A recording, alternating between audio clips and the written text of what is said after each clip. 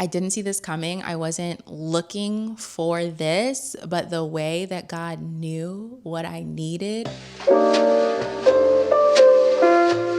Hi friends, welcome back or welcome to my channel. My name is Melody and I make faith-based content here on YouTube. If you're wanting to grow in your relationship with God or understand his word more deeply, you are in the right place. So definitely be sure to subscribe. I would love to have you join the family. If you're not already fully convinced that God is in the details and that God is a redeemer and a restorer, I hope that what I share with you today goes and pushes you over the edge to fully grasp that truth and to hold on to it and apply it to your own life. Because he truly is. There are ways in which God, even within the last few months, has redeemed and restored experiences for me and redeemed and restored what I'm going through. It doesn't even make sense. It's things that only God can do. And so today I want to share one of those with you because the Lord in his kindness sent something into my life that I didn't see coming. Okay, something into my life that I was not looking for, but it has been the most beautiful addition to my family and something that I didn't even know that I needed. And again, it just proves that God is in the details. He knows what we need before we even do. So let me go ahead and introduce you to someone very special. I'm excited to formally show him off here on my channel. Please meet my son, Ian Roger Montgomery. Let me go get him. Just a moment. Friends, say hi to Mr. Ian. Do you hear him purring? Say hi. This is my sweet boy. And this is who God unexpectedly sent into my life. And when I tell you I wasn't checking for a cat was not on my agenda. The cat was not on my horizon. The cat was not anywhere in my vicinity of what I thought I would do. I mean it. But when I say that this cat has been everything I have needed in this season, I also mean that. And all glory goes to God. So let's talk about how he miraculously brought this cutie patootie boy, sweetie boy into my life. So the first thing you need to know for all this to make sense is that I historically and fundamentally am not an animal person. Growing up, I had two siblings and we had a variety of animals. So we had like 2 dogs, a cat at a certain time, but the cat was considered my sister's cat. We had a bunny, we had, I think, a hamster, we had a gecko, but it was never like, ooh, I just love animals. Now, my sister, on the other hand, animal lover. Me, more of like an animal tolerator. Like it just was never really my thing. I love these animals. I took care of them, but again, never really my thing. And so I feel like that's a very important piece of this puzzle because this little cutie cat, never in my life did I think I would own a cat. Fast forward, I am going through separation and divorce. I'm getting to the point where we are selling our marital home, which, talk about stressful. And our house sold in March and I moved into my new place in March. Now, because I am now co-parenting, there is a schedule with when I am a custodial parent, as in like I have my daughter with me, and when I am not having my custodial time. Now, for me, this has been hands down, and I've talked about this in another video, the most challenging part about this whole separation and divorce process, because I historically was just always with my daughter. Always. Like I was the default parent. And so having any amount of time where I am not with her, it feels very strange. And while, some people try to help me see the, silver lining and, oh, you can sleep more and, oh, you can relax and there is some part of it to me, and I'm still working through this with the Lord and honestly in therapy. It just feels wrong. Like I don't want to see the good part of it yet. Like it's just a challenge. So that all goes to say, there are times when I am now in my new place and I am by myself. And I have not been by myself without being responsible for my daughter in like 4 years. And then outside of that, we were married, so that I was not by myself. And I'm not someone that struggles, or at least I didn't think I struggled with being by myself, because I have, gone off to college by myself and met friends. I moved to Korea by myself and met friends. I've traveled solo multiple times to multiple different countries, but it's been very different, at least for me, like not having my child. That feels very, very different. There's like a different type of quiet. It's a different type of lonely. At least that's what I've been experiencing. So that's what I was experiencing. I moved in here in the middle of March, or it was the beginning of March. Honestly, I do not remember.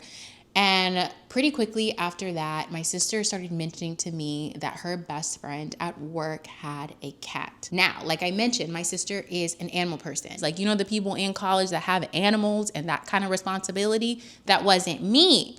But that was my sister Maya. So she's an animal lover. Her best friend at work is also an animal lover. And she kept telling me that her best friend had this cat that she was looking for a permanent home for. She rescued him when he was just a teeny tiny little baby, because she found him outside at her apartment complex.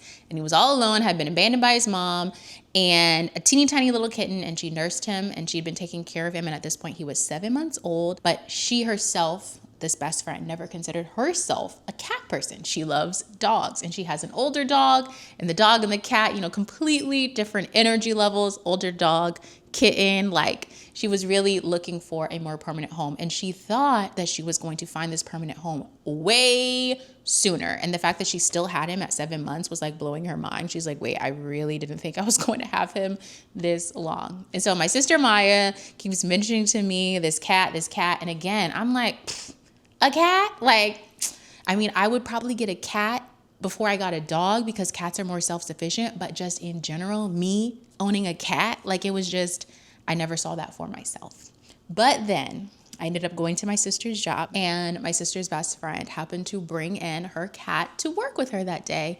So I go into her office and I lay eyes on my sweet boy for the very first time. And I find out that his name is Ian, okay? And that my sister actually named him. And I got to meet him for the first time. So I go in there, and honestly, I didn't have too much experience being around cats. The cat that I grew up with, that was considered like my sister's cat. She got it when I was 12. That cat was mean, okay? That cat was not a friendly cat. She was quite antisocial. And so that was my perception of cats. So going in to my sister's best friend's office and meeting Ian for the first time, he was very playful. He was very cute. And towards the end of me being in there for just like 10, 15 minutes, he was like coming up to me, and I was like, oh my gosh, like what a cutie, sweetie boy. Like, I don't know, maybe I would get a cat, because my sister also knew that I was really having a difficult time being by myself at times in my new apartment. So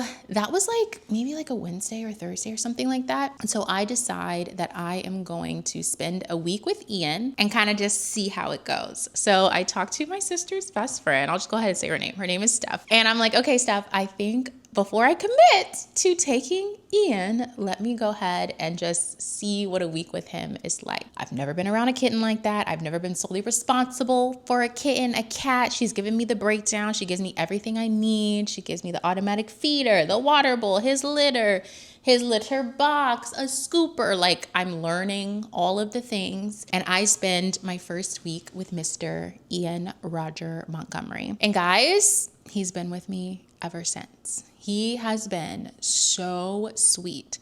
My perception, like I said, because of the cat that my sister had when we were growing up, was that cats were mean and kind of rude and to themselves and didn't want anything to do with you. And for context, the cat that we had, or my sister had growing up, was a black tortoiseshell girl cat. And Ian is an orange boy cat. And from what I have now learned as a cat mom is that orange cats, especially orange boy cats, are just notoriously the sweetest, cutest, cuddliest boys that you could ever want. And that's exactly what Ian has been.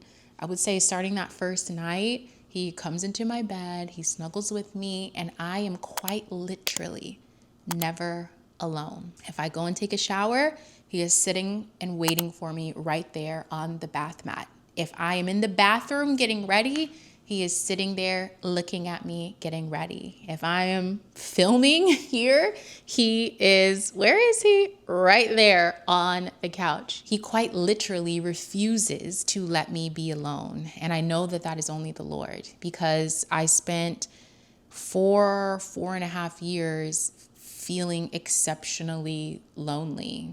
I was not physically alone all the time, although I was often.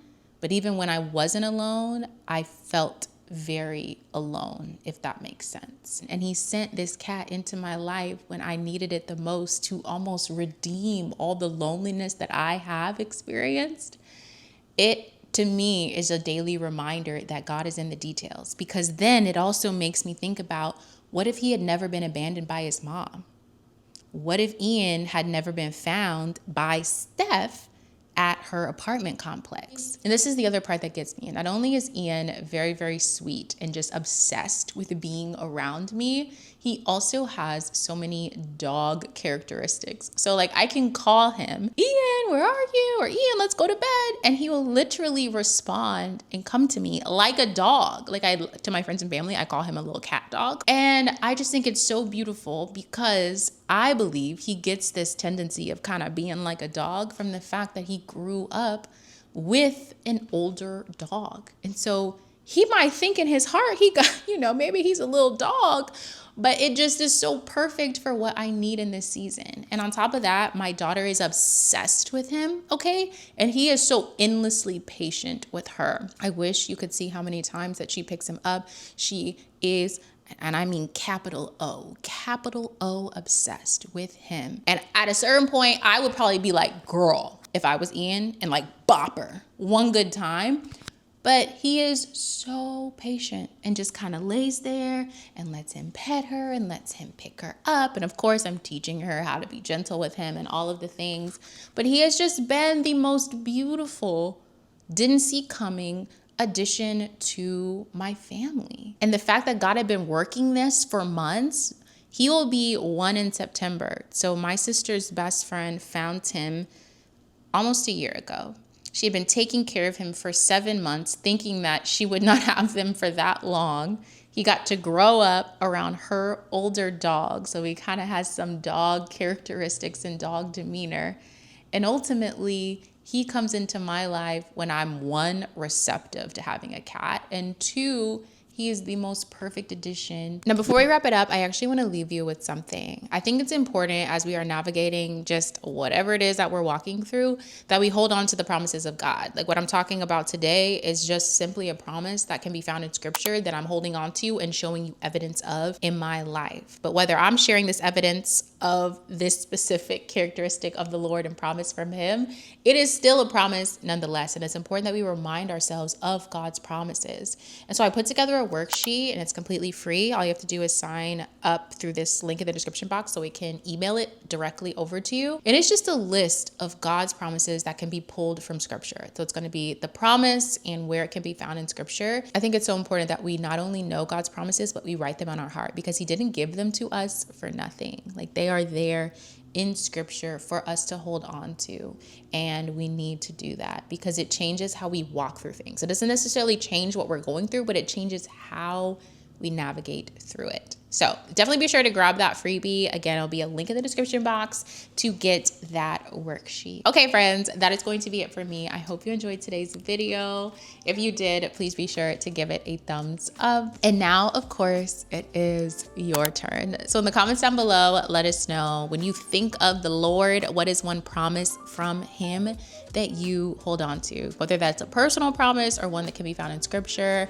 I feel like it's going to be beautiful for the comment section on this particular video to just be full of the promises of God, full of his faithfulness, full of the things that he promises to his children. So drop it down below and definitely be sure to scroll on through. And as always, I love you guys, and I will see you in my next video. Peace.